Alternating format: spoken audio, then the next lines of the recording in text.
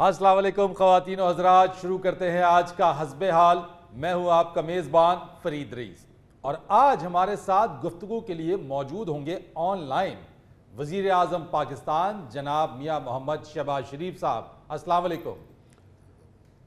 वालेकुम अस्सलाम। फरीद साहब, आपका बहुत शुक्रिया कि आपने मुझ नाचीज़ को आवाम के साथ मुखातिब होने का मौका फराहम किया है। मैं हस्बे हाल के ज़रिए अपनी मज़ाहिया कौम को सलाम पेश करता हूँ। मज़ाहिया कौम मियाँ साहब, क्या मतलब? फरीद साहब, मज़ाहिया कौम इसलिए कहा है कि इतनी भोली और मासूम कौम है मेरी कि हर बात पे कान धर लेते हैं। ये अभी न्याजी हुकूमत ने मेरे खिलाफ जो स्कैंडल बनाए, झूठे स्कैंडल बनाए, अल्लाह ताला के फजलो करम से आपने देखा, सारी कौम ने देखा कि खुदा ने किस तरह मुझे सुरखरू किया है। और उसकी बेपाया मेहरबानी से आपका खादम आशियाना स्कैंडल से किस तरह सुरखरू हुआ है और बेकसूर साबित हुआ है। मनी लॉन्ड्रिंग से भी आप बेकसूर साबित हुए। जी हाँ, आप देखिए कि ये आशियाना स्कैंडल मेरे मुखालफिन के लिए ताज़ियाना बन चुका है। आप देखें कि एक धेले की करप्शन नहीं साबित हुई अल्लाह ताला के फजलो करम से। और मैं इस तरह इस स्कैंडल में से क्लीन चिट लेके निकला हूं जैसे काठे बादाम में से मीठी गिरी निकलती है। या यूं कहें कि जैसे गर्मियों में खरबूजा मीठा निकलता है, क्योंकि गर्मियों में खरबूजे को मीठा निकलना ही होता है। सर्दियों में फीका निकलता है। सर्दियों में मियाँ साहब, ना ही आप बादाम है ना ही आप खरबूजा हैं, आप वज़ीर आज़म पाकिस्तान हैं। और भाई, मैंने मिसाल दी, आप उधर पक्के हो गए हैं। मिसाल के तौर पे कह रहा हूँ, मिसाल के तौर पे। ठीक है। मैं तो ये कहना चाह रहा हूँ कि नैब ने मुझे इस स्कैंडल में से क्लीन चिट दे के ऐसे निकाला है जैसे गोगा जी हड्डी में से मिख निकालते हैं। देखिए ना, ढम हो पई जी। और वो मिख अक्सर मियाँ साहब दूसरे की प्लेट में जा गिरती है।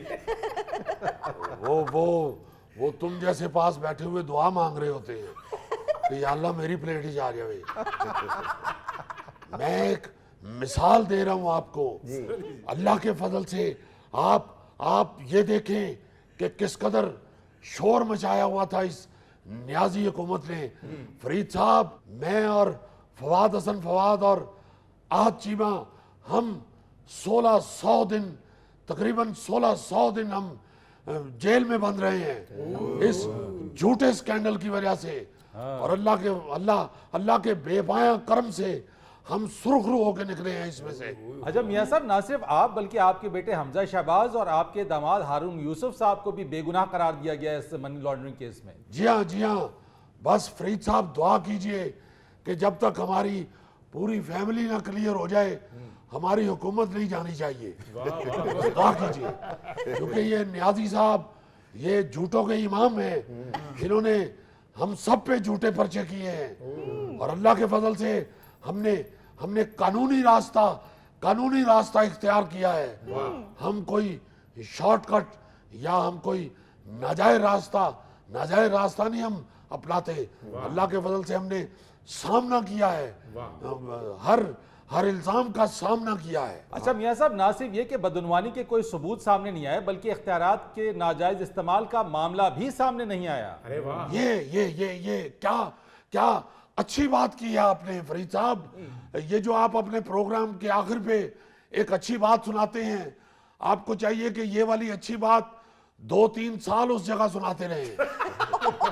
2-3 साल यही बात सुनाता रहूं? जी हाँ, चूंकि 4 साल इन्होंने जिस कदर ढिंढोरा पीटा है हमारे खिलाफ झूठी करप्शन का, ये उतनी देर ही अब ये वाली आपकी अच्छी बात भी लोगों तक पहुंचनी चाहिए। मियां साहब जब आपके सारे बंदे क्लियर हो जाएंगे मैं पूरे लाहौर में मिठाई तकसीम करूंगा। क्यों क्यों लारे लगाते हो?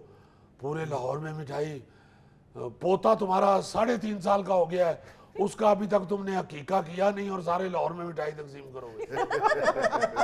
लो जी, जवाब मिल गया। आप क्यों थैला साहब मिठाई तकसीम करेंगे? इंशाल्लाह आपका खादम आपको मिठाई भेजेगा, क्योंकि मुझे पता है आप लोग मिठाई पे ही तो शो कर रहे होते हैं।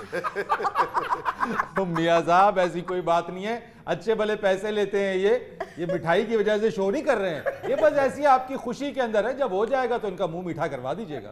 इंशाल्लाह इंशाल्लाह मैं मुंह मीठा करवाऊंगा आपका। मियां साहब जो आपकी तरफ से मिठाई आए कम से कम उसमें 2 किलो पतीसा होना चाहिए। 2 किलो पतीसा? जुल्फी साहब आपको तो अंगूठी वाली डब्बी में भी मिठाई भेज दें तो आपके 2 महीने निकल जाएंगे। मियां साहब आपकी मिठाई मिठाई है, आपको बहुत बहुत मुबारक हो। बहुत बहुत शुक्रिया गौरी साहब।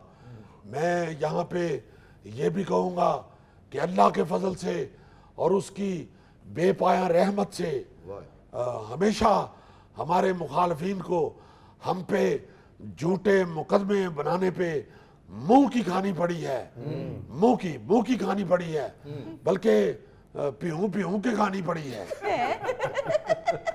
प्यों प्यों के क्या मतलब मियां साहब? गोगा जी आप तो ऐसे पूछ रहे हैं जैसे आपने कभी प्यूं प्यूं के खाई नहीं। मियां साहब गोगा तो पानी दी प्यों के रस खा लेंदा है। मैं यहाँ ये आपको बताना चाहता हूँ कि ये न्याजी साहब ने और इनकी हुकूमत ने हम पे जितने भी झूठे इल्जामात लगाए, मेरे समेत हमारे तमाम लीडरान, नून लीग के तमाम लीडरान खद्दा पेशानी से उनका सामना करते रहे। हमने जेलें, तकलीफें और सऊबतें बर्दाश्त की, उसके बावजूद अल्लाह के फजल से हम आहनी दीवार की तरह खड़े रहे। हमारा कोई भी एक साथी भी हमें छोड़ के नहीं गया। और ये लोग तो ऐसे दौड़ रहे हैं पीटीआई से जैसे बारात की रोटी खुले तो बाराती दौड़ते हैं। ऐसे दौड़े हैं जैसे रेलवे स्टेशन पे रेलगाड़ी चल पड़े तो मुसाफिर नान पकौड़े छोड़ के दौड़ते हैं। वाह वाह वाह। जी जी जी मियां साहब इस तरह दौड़े जिस तरह गोगा दूसरी दफा लंगर लेने के लिए दौड़ता है।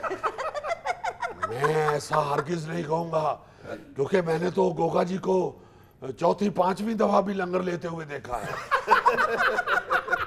आप ये देखें कि ये जो न्याजी साहब का टोला है, ये जो हमारे मुखालफिन है, ये कई साल नून में से शीन निकालने की कोशिश करते रहे हैं, मगर अल्लाह के फजल से, उसके करम से नून में से शीन न निकली थी, न निकली है, न निकलेगी। मगर इनकी तो अलफ से लेके ये तक सारी निकल गई है। अच्छा मियां साहब, अब ये बताएं कि आपको तो क्लीन चिट मिल गई है, ये अवाम को रिलीफ कब आप दे रहे हैं? अवाम तो महंगाई की चक्की में पिस गई है। देखे फरीद साहब, ये इनके जो 4 साला दौर का किया धरा था वो हमने उसका सामना किया है, और अवाम को भी बदकिस्मती से उसका सामना करना पड़ा है। मगर इंशाल्लाह आप ये देखेंगे कि हम अवाम को रिलीफ देने के लिए बाकायदा अनथक कोशिश करेंगे। और हमने आइंदा बजट में जो तजावीज़ दी हैं उसमें हमने पेट्रोल 100 रुपये सस्ता और सरकारी मुलाजमीन की तनख्वाह में 50% इजाफा और जो बुनियादी उजरत है एक मजदूर की, वो हमने कम से कम 40,000 रुपये की तजवीज़ दी है। तो इंशाल्लाह आप देखेंगे कि आइंदा चंद महीनों में आवाम को रिलीफ मिलेगा और आवाम कहेगी कि बल्ले बल्ले बल्ले। बल्कि आपको मैं ये बताऊं कि मैंने अपनी टीम को एक सिंगल एजेंडा दिया है और मैंने उनको कहा है कि चुक दो फटे। फरीद साहब आप माशाल्लाह उर्दू स्पीकिंग हैं, चुक दो फटे का मतलब आप गोगा जी से पूछ लीजिएगा। मैं बखूबी क्योंकि गोगा जी फटे चुकते भी नहीं थे, फटे ते चढ़ के फटा भन भी देंदे ने। नाज़रीन, यहाँ पर वक्त हुआ है एक ब्रेक का, हमारे साथ रहिए। अब तो एहसास ही खत्म हो गया अम्मा जी। पहले जिस घर में फौतगी हो जानी उस घर में नाश्ता दे के आना, खाना दे के आना, बड़ा सारा पतीला पका के सालन का वो बचा के आना। अब तेरा तुझे खाने पीने की पड़ी रहती।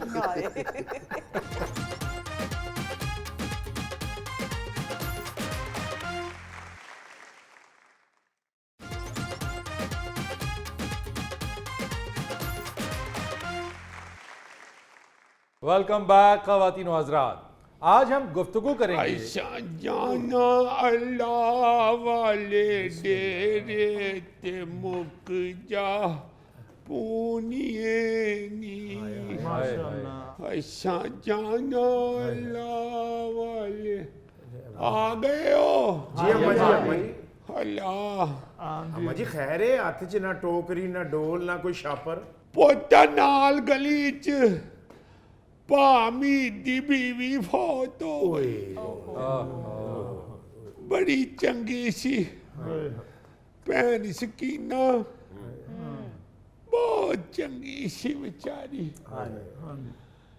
जदों भी मिलना ते दुख सुख फूलने। अम्मा जी बीमार सन? नहीं पुत्र, चंगी भली सी। कल परसों मैनू मिली है ते मैनू आंदी है सुनाओ की हाल है। अच्छा। मैं क्या शुक्र है मेरे मौला दा। आंदी है मुंडिया दी सुनाओ, फोन शून आउंदे जे। मैं क्या हो कर छड़ देने फोन, उन्हां दी मेहरबानी ਪੁੱਛ ਲੈਂਦੇ ਨੇ ਹਾਲ ਚਾਲ। ਮਿਹਰਬਾਨੀ ਕਾਦੀ ਮਾਂ ਜੀ, ਤੁਸੀਂ ਉਹਨਾਂ ਦੇ ਮਾਂ ਹੋ, ਫਰਜ਼ ਹੈਗਾ ਤੁਹਾਡਾ ਹਾਲਾਤ ਪੁੱਛਣਾ। ਆਹੋ ਪੁੱਤਰ, ਆਪੋ ਤਾਂ ਪਈ ਦੌੜਾਂ ਲੱਗੀਆਂ ਨੇ ਜੀ। ਮੈਨੂੰ ਆਖਣ ਲੱਗੀ ਕਿ ਮੈਂ ਕਿਹਾ ਸੁਣਾਓ ਤੁਹਾਡੀ ਤਬੀਅਤ ਦਾ ਕੀ ਹਾਲ ਹੈ ਜੀ।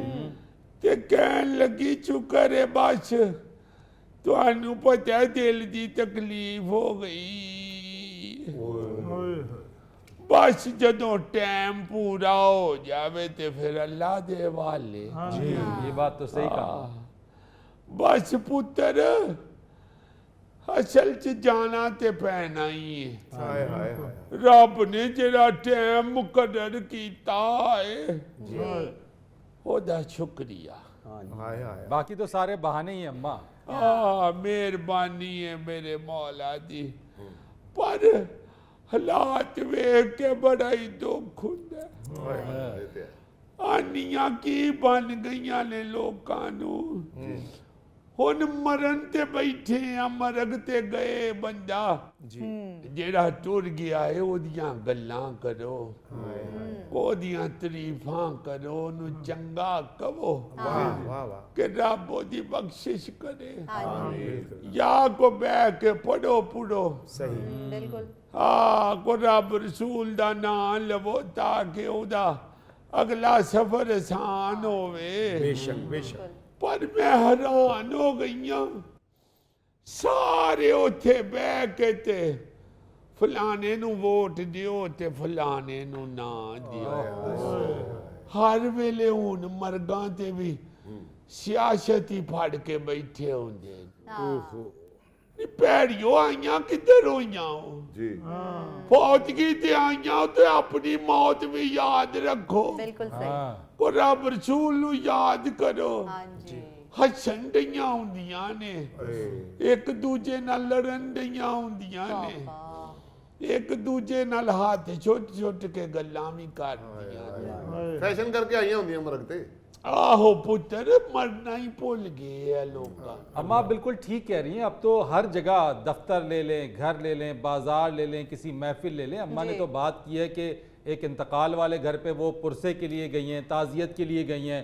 लोग वहाँ पे बैठ के कम से कम पढ़ाई नहीं करते, कोई मगफरत के लिए दुआ नहीं करते हैं, और आपस में बैठ के एक दूसरे के साथ जो है सिर्फ सियासत सियासत और सियासत। ना जी याद ही कोई नहीं किसी नू भी कि आए किधर होए हैं। आज देखो ना हमीदा दी नू बड़ी पढ़ी लिखी लड़की है, उर्दू में बात करती है मेरे साथ। अच्छा। तो मोबाइल पे लगी हुई है। मैं क्या पुत्र देखो मोबाइल जो है ये घर जाके देखना, हाँ यहाँ तो मरग पे आई हुई हो तो उसकी तरफ ध्यान दो। बिल्कुल। आगे से कहती है कि मैं मरग डेड बॉडी की फोटो लगा रही हूँ बुक पे। फेसबुक पे। हाँ बुक पेज पे हाँ कहती है उधर लगा रही हूँ, मैंने फोटो ली है इनकी। ये फोटो दी खिंचने ले करन डई है, जरा अम्मा उन्हां दे सिर ते चादर ठीक करो। और मैं क्या वो बेचारी मर गई है, खिंच ले फोटो, ये केड़ी तू ओदे शनाख्ती कार्ड ते लानी है। और मैं क्या पुत्र सारा कुछ इत्थे ही रह जाना। कोई ਉਹਦੇ ਵਾਸਤੇ ਕੁਝ ਪੜੋ ਬਹਿ ਕੇ ਕਿ ਤੁਸੀਂ बुक वेखनी है। फरिश्तियां ने दी बुक ते की लगाया है। माँ जी पहले वक्तों में ये होता था कि माएँ बेटियों को और बाप बेटों को किसी मर्ग वाले घर में साथ लेके जाते थे ताकि बच्चों को पता चले कि किसी के दुख सुख में कैसे शरीक ना हो कोई नहीं, अब नहीं है। हाँ मैं हैरान हो गई हूं, सारे बुजुर्ग ही बैठे, कोई जवान बाल एक अद्धा ही नजर आउंदा है। असी ते पुत्र तू सही कहनी है, जिउंदी रवे। असी ते बाला नू नाल लेके जाते थे ताकि बच्चों को पता लगे मिलना गिलना कैसे है, दुख सुख में शरीक होना, और पता लगे कि जब हमारी बारी आ रही है तो क्या करना है इन्होंने। अब तो एहसास ही खत्म हो गया अम्मा जी। पहले जिस घर में फौतगी हो जानी उस घर में नाश्ता दे के आना, खाना दे के आना, बड़ा सारा पतीला पका के सालन का वो बचा के आना। उतरिया तुझे खाने पीने की पड़ी रहती। मैं कह रही हूँ कि उधर ना कोई पढ़ रहा है ना कोई उसकी बात कर रहा है, मेनू तो गुस्सा चढ़ गया। मुझे लगता है आप लड़के वहां से आई हैं अम्मा जी। पुत्र लड़ना का दे लिए मेरी केड़ी होना जेब काट ली। गुस्सा चढ़ता है ना, वहां पे फैशन की बातें हो रही हैं, सियासत की बातें हो रही हैं। ऐ शूट किथों छुआया ते ऐनक किथों लई ते आ डिजाइन किदे कोलों बनाया ही। वो जेड़ा मर गया ओदे ते सारे डिजाइन फैशन मुक गए ने। ਉਹਦੇ ਲਈ ਦੁਆ ਕਰੋ, ਉਹਦੇ ਵੱਲ ਧਿਆਨ ਦਿਓ। ਮੈਨੂੰ ਤੇ ਬੜਾ ਗੁੱਸਾ ਚੜਿਆ। ਆ ਕੁੜੀ ਇੱਕ ਮੇਰਾ ਕੁੜਤਾ ਫੜ ਕੇ ਆਂਦੀ ਏ, ਮਾਂ ਜੀ ਵਾਵਾ ਚੰਗਾ ਪ੍ਰਿੰਟ ਏ, ਇਹ ਕਿੱਥੋਂ ਲਿਆ ਜੇ? ਮੈਂ ਕਿਹਾ ਜਿਹੜੀ ਮਰ ਗਈ ਏ ਇਹਨੇ ਸੂਟ ਦਿੱਤਾ ਸੀ, ਉਠਾ ਕੇ ਪੁੱਛ ਲੈ ਸੂ ਕਿੱਥੋਂ ਲਿਆ ਸੀ। आगे से हंसने लग गई, कहती है उसने अब कहाँ बताना है, वो तो बहुत हो गई है।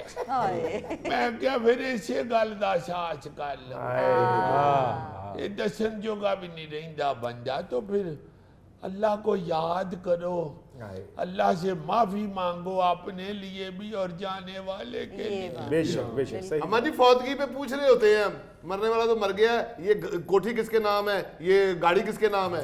बिल्कुल सही। सही कह रहे हो।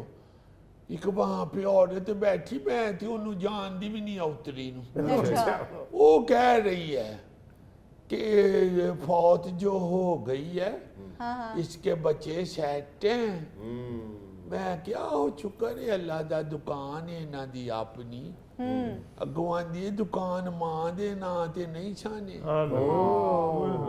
मैं क्या केड़ियां गल्लां लेके बह गए हो, वो उनका घर का मामला है। मरने वाले की फिक्र नहीं है, उसकी जायदाद के बंटवारे की फिक्र पहले पड़ गई। अगो कहती है कि मैं इस गल्लों पे पुछनी हाँ कि मेरा घर जेड़ा है वो मेरे ना है, ते मैनू रोज बच्चे कहते ने कि साडे नामे करा छड्डो। और मैंने कहा ये चीजें सारी यहीं रह जाएं, जो साथ जाने हैं वो तो अमाल है, वो ठीक करो अपने, तुसी उतरियो जायदादां ठीक कर दियां फिर दियां। बहुत अच्छी बात कही है अम्मा। ध्यान नाल वो उठिया नहीं जाता, गोडे रह गए। हाय। वो जो मेरा बेटा अमेरिका होता है वो बता रहा था, जी कहता माँ जी गोडियों की ग्रीस खत्म हो जाती है, हाय। कहता आपको चाइना के गोडे डलवा देता हूँ। मैं क्या रहन दिया में चाइना के गोडे पवावा ते मेरा नक भी फीना हो। सलामकुम, वालेकुम सलाम की माजी। हाल है, जिऊंदी रहो। बहुत बहुत शुक्रिया माँ माजी। ठीक ही। हाँ माजी बिल्कुल ठीक ठाक है, आप सुनाएं। आज शुक्र है अल्लाह दा पुत्र गुत करिया कर वाल चढ़ जाते ने। ठीक है माजी। पुत्र जी जेड़ियां कुड़ियां गुत करदियां ने ना उन्हां दे वाल वावा संघने रहिंदे। ठीक है माजी। हाँ अल्लाह जिंदा रवे, अल्लाह पाक से तंदुरुस्ती दवे जे। आमीन। अपना ख्याल करिया करो ते अपने मां प्यो दा भी, बुजुर्गां दा ख्याल रखिया करो पुत्र। जी माजी। अच्छा रब राखा। अल्लाह हाफिज। अल्लाह हाफिज अम्मा जी। ओह भैन शकीना दी नूंह आंदी सी मां जी हाँ। पढ़न वास्ते गिटकां दा बंदोबस्त कर दियो, मैं जरा वो कर लवां। हाँ माँ जी मैनू हुक्म करो, मैं कर देना गिटकां दा बंदोबस्त। रहन दे पुत्र, तू पहले 10 किलो खजूरां खा के फिर विचों गिटकां कढेगा। नाज़रीन यहाँ पर वक्त हुआ है एक ब्रेक का, हमारे साथ रहिए। क्या बिठा दिया हुआ है तुमने, देखते सही सोफे पे भी बैठा लगता है मशीन आगे बैठा है। मास्टर साहब उर्दू का खत नहीं पढ़ सकता तो मास्टर साहब।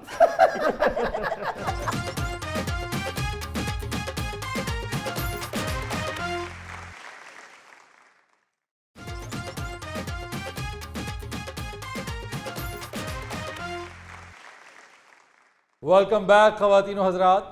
मौसम बदलने के साथ पहनावे भी बदल रहे हैं और इसीलिए आज हमारे दरमियान गुफ्तगू के लिए मौजूद हैं फैशन डिज़ाइनर जीवीएस और टेलर मास्टर नज़ीर। अस्सलाम वालेकुम।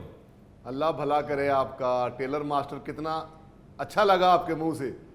ये हम लोगों को तो मोहल्ले वाले ही, इलाके वाले ही ये लकब, ये एजाज दे देते हैं कि मास्टर साहब आ रहे हैं, मास्टर साहब जा रहे हैं। आई एम सॉरी फेरी, मैं 2-3 दफा पहले भी आपकी टीम से कह चुका हूं कि मुझे बुलाना हो ना तो मेरे साथ ये मास्टर ना बुलाया करे। नहीं वो मेरा क्या नाम बुलाया, जीवीएस तुमने?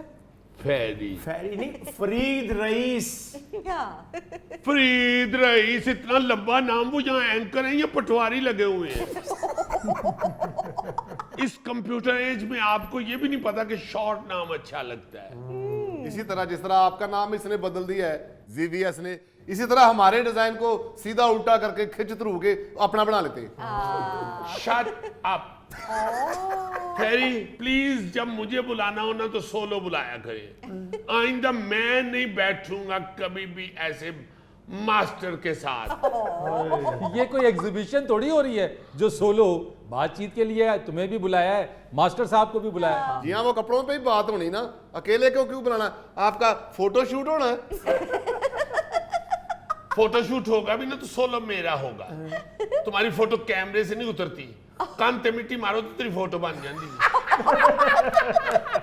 अच्छा ठीक है यार, उससे लड़ाई झगड़ा ना करो, मुझसे बात करो। चलो मैं इसके मुंह लगना भी नहीं चाहता। तो मैं कौन सी कॉफी बुला रहा हूं आपको? Shut up, don't interrupt. फेरी वैसे जितने तुम हैंडसम और स्मार्ट हो ना, फौरी तौर पे किसी जीवीएस के साथ पार्टनरशिप कर लो। अच्छा फिर एक अच्छी सी बुटीक खोलो और तुम्हारी गुड लक है कि जीवीएस सिर्फ एक ही है और खुद को तुम्हें ऑफर दे रहा है।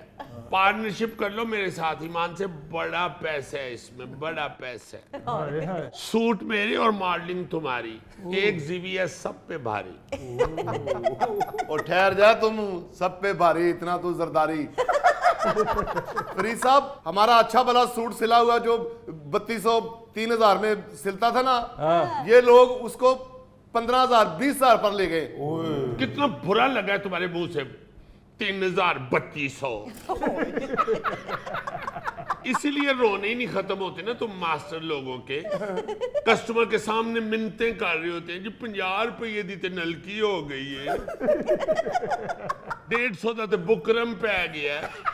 कस्टमर को क्या इन चीजों से, तुम्हारी नलकी और बुकरम से? उसे तो सूट चाहिए, फैशन चाहिए, अच्छी फिटिंग चाहिए, वो अल्लाह के फजल से हम देते हैं। हमें अपने कस्टमर का पता है कि उसका कितना कीमती वक्त है, इसलिए हम कहते हैं कि आए, पसंद करें, ले जाएं। इनके कस्टमर को तो इतने चक्कर लगाने पड़ते हैं कि उसे चक्कर चढ़ जाते हैं। कभी जाएं तो कह देती हैं ओ मेरा कारीगर दौड़ गया था, कभी कह देंगे ओ मेरी मशीन की हथी फ्री हो गई थी, कभी रोना होता है जी मेरी फूफो का ऑपरेशन था। भाई कस्टमर को क्या तुम्हारी इन चीजों से? इतनी तो फ्लू से नाक नहीं बंद होती जितनी आप लोगों की हट्टी बंद होती है। जीवीएस अगर इसकी दुकान के चक्कर लगा के लोगों को चक्कर आ जाते हैं, तो तुम्हारे सूट की कीमत सुनकर भी लोगों को चक्कर आ जाते हैं, दिन में तारे नजर आ जाते हैं। तो सूट भी तो ऐसा होता है ना, कीमत को कौन देखता है? कीमत को कौन देखता है? इन्हों का सूट लैन जाओ तो लगता है बंदा टीवी या फ्रिज लैन चले है। मैं आपको एक बात बताता हूँ फरीद साहब, हमारा सिला हुआ सूट बंदा पहने ना, हाँ। तो मुंह से बोलता है वो सूट। अच्छा, इनका तो साइज ही फ्री होता है, वो चाहे टीवी पे शर्ट चढ़ा लो चाहे खुद पहन लो।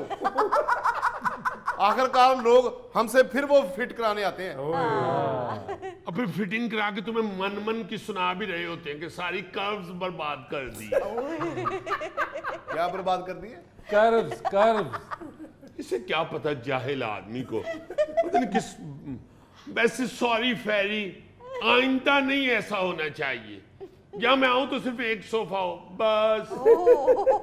ओ जी एवं ही नखरे कर रहे हैं फैशन डिजाइनर। मैं तो जब भी सूट सिलाता हूँ मास्टर जी से सिलाता हूँ। अच्छा। जब दुकान पे जाता हूँ, हाँ। टेबल गार्ड पे पुराने गाने लगे होते हैं और साथ चाय भी मंगवाते हैं और कभी कभी 2 केक रस भी खिला देते हैं। तुम्हें तो खाने पीने का लालच दे के बेशक तेरे टेढ़ी ची छुरी मार देगी। मेरी दुकान की तरफ आना भी ना। मैं इंसानों के कपड़े बनाता हूँ, कार का कवर नहीं बनाता। फरीद साहब, हमारे सिले हुए कपड़े पहन के वो इलाके वाले गांव वाले दूर से पहचान लेते हैं कि वो अल्लाह देता का दमाद आ रहा है। इनके कपड़े पहने हुए तो पता ही नहीं चलता, वो नजदीक आके पता चलता है आ रही है कि जा रहा है। दूरों पता लग जाता है जुआई आ रही है। कमीज एक पासे ऊंची तो एक पासे नीवी है। सीवियस हो सकता है उसके बाजू छोटे बड़े हो। ये तेरा जिक्र तो नहीं हो रहा, छोटियां बाबा लिया। अच्छा जीवीएस, ये बताओ कि समर कलेक्शन में इस दफा क्या नया लेके आ रहे हो? ड्रेसेस की डिजाइनिंग क्या होगी, कलर कॉम्बिनेशन कैसा होगा?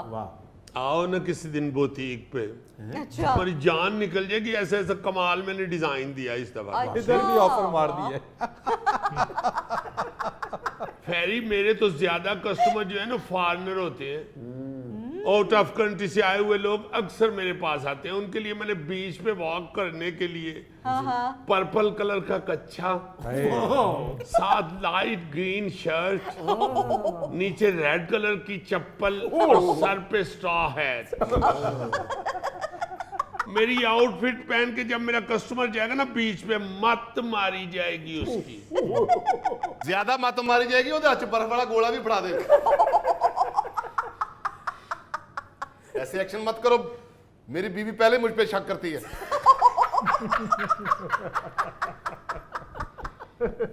फेरी, तुम इधर आ जाओ, मुझे उधर बिठा। Please please. तो यार इतना गुस्सा ना करो जीवीएस, बैठो यार, शो ना खराब करो यार, बैठ जाओ यार। कितनी बार मैंने कहा कि मुझे ना ऐसे बुलाया करो दूसरे किसी के साथ। अच्छा मास्टर नजीर साहब, आप बताएं आपने समर के लिए क्या बनाया है? इन्होंने पीछे एक कमरा बनाया जिदे उत्ते कानिया दी छत पाई है और अगले समर च ओदे ते लेप करनगे। अच्छा मास्टर जी आप बताएं ना, क्या बनाया आपने गर्मियों के लिए? असां की बनाना बाबू जी, साडियां गर्मियां च धोतियां बहुत विकदियां जी। नाल ज्यादा गाहक मेरे को सलूके बनवा लेंदे ने, वो नहर ते जाके भावें आप नहाउण ते भावें मੱਝਾਂ नहाउण, फर्क ही कोई नहीं पैंदा।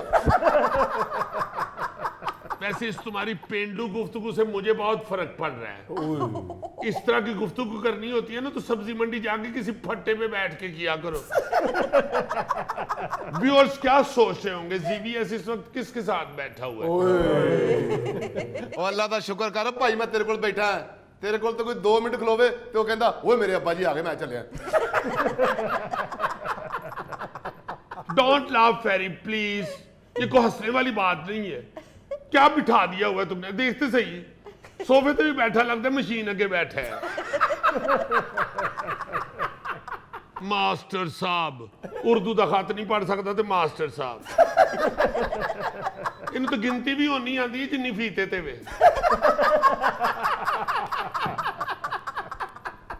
ओ मेरे कोलों कुट ना खा ले अपने बच्चों के वालदैन। नाज़रीन यहाँ पर वक्त हुआ है एक ब्रेक का, हमारे साथ रहिए। एक अंदाजे के मुताबिक, एक तखमीने के मुताबिक दुनिया भर में पता है रोजाना कितने कप चाय पी जाती है? कितनी? 3 अरब कप रोजाना पी जाती है चाय दुनिया भर में। ते अगर तुसी सिर्फ गोगे दी बंद करा दियो तो 1.25 रह जाएगी।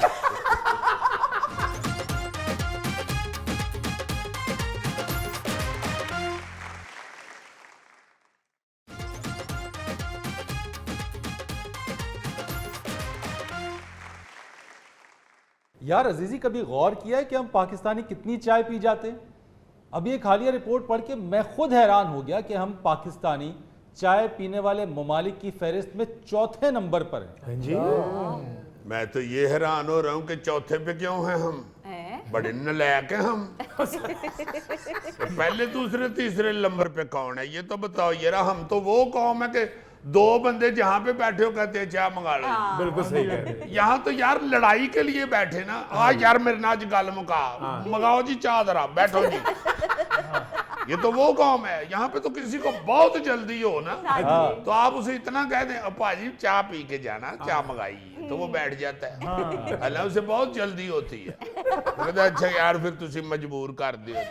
हम पहले पे भी आ चुके हैं वैसे अजीजी। 2012 में हम पहले नंबर पे थे चाय पीने वाले ममालिक में। अच्छा फिर साड़ी नलायकी है ना कि उन 4थे थे। यानी हम वो कौम हैं। आप देखें ना यार, हमने तो रिश्वत का नाम चाय पानी रखा हुआ है। रोटी पानी भी हो सकता है मगर चाय इतनी जरूरी है कि हम उसको भी कहते हैं यार चाय पानी तेनू दियो बेचारे जी ने काम कर। बहुत अच्छे। फड़ो फड़ो फड़ो भाई ताड़ी चाय हैगी है, फड़ो फड़ो। हाँ जी हाँ जी। अच्छा जी, इस फहरिस्त के मुताबिक पहले नंबर पे तुर्किया है, अच्छा दूसरे पे आयरलैंड है, तीसरे के ऊपर बर्तानिया है, चौथे नंबर के ऊपर पाकिस्तान और 5वें नंबर के ऊपर ईरान है। और ये भी मैं आपको बता दूं कि भारत टॉप 20 ममालिक में उसका कोई नामो निशान नहीं है। इस फहरिस्त के अंदर भारत का नंबर 23 यानी 23वां नंबर। नहीं वो भारत में तो अक्सर लोग पान खाते हैं ना, तो चाय पानी तो हो सकता है, चाय पान नहीं ना हो सकता। मुंह में पान हो तो चाय कैसे पीनी है उन्हें? अजीजी हमारे पाकिस्तान में अगर कोई पान खाता है तो वो पान साइड में लगाकर फिर भी चाय पी लेता है। अजीजी इंडिया वाले फिर ऐसे कहते हैं शायद मेरी शादी का ख्याल दिल में आया है, इसीलिए मम्मी ने मेरी तुम्हें चाय पे बुलाया है। यार असल में उसने पाकिस्तानी लड़के को कहा है। उसको ये पता है कि पाकिस्तानी नंबर 4 है। अच्छा।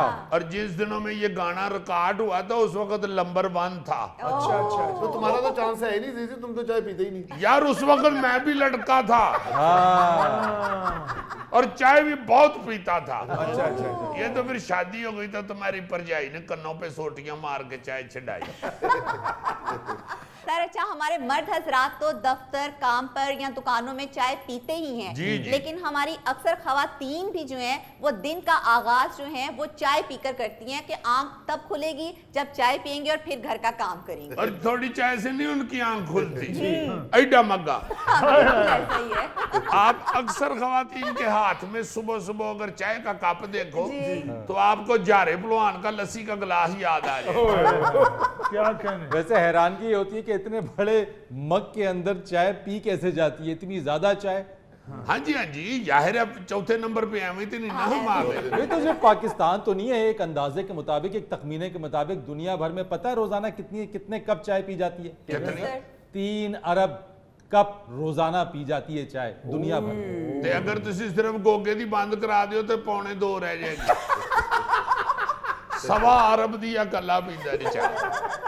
अजीजी भाईजान मैं चाय पीता ही नहीं हूँ, जो मुझे खाने का कहता ना मैं उधर जाता हूँ, चाय पे नहीं जाता। ओ भाई मेरे, आप इसलिए चाय का नहीं कहते क्या तुम्हें पता कि खाने के बाद तो चाय उन्होंने देनी है। हाँ जी, मैं कहता हूँ जी कि लड़ाई इस बात पे हो जाती है। कभी आपने सुना है कैसी होते गए हैं सानू ना रोटी नहीं खुवाई, भाई जी हम उनके घर गए हैं उन्होंने हमें चाय भी नहीं पूछी। ये ताना होता है। यानी चाय जो है वो इतनी लाजमो मलजूम हो गई हुई है हमारे मुआशरे के अंदर कि 7वीं मंजिल दी गो ते चढ़े आ मिस्त्री ना जेड़ा, उन्हें एक हाथ नाल बांस फड़िया हुंदा और दूजे नाल चाय पी रहा। राती उससे पूछे ना कि भाई जी काम नहीं कीता, वो कहंदा भाई जी हाथ ही नहीं वेला होया। एक से वो बांस पकड़ के खड़ा है कि कहीं डिग ना पवा, और दूसरे हाथ से उसने जो शीशे में से अंदर खिड़की में से चाय पकड़ी है ना वो पी रहा होता है। इसी रिसर्च में ये भी बताया गया ना जी कि हर पाकिस्तानी जो है वो 1.5 किलो प्रति साल की यूज करता है चाय के।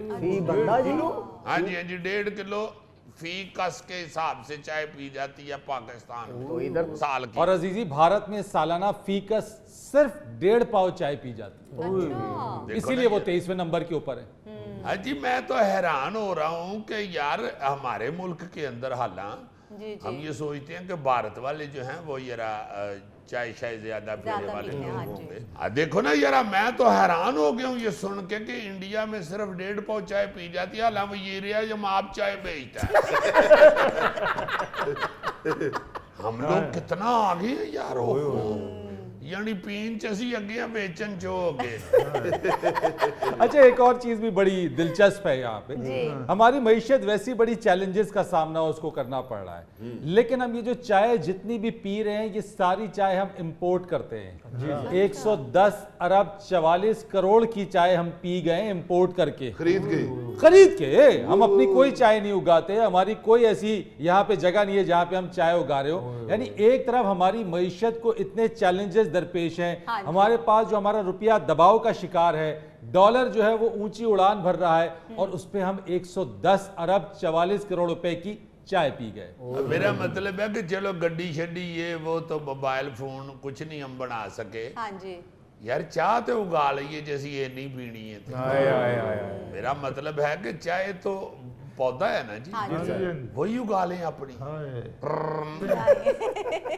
यानी इस तरफ किसी ने तवज्जो ही नहीं दी हुई। हाँ जी मेरा अम्ब चूस के ते ही सौ रही नहीं, अम्ब बहुत अच्छा है पाकिस्तान, और किसी चीज का सानू पता ही नहीं।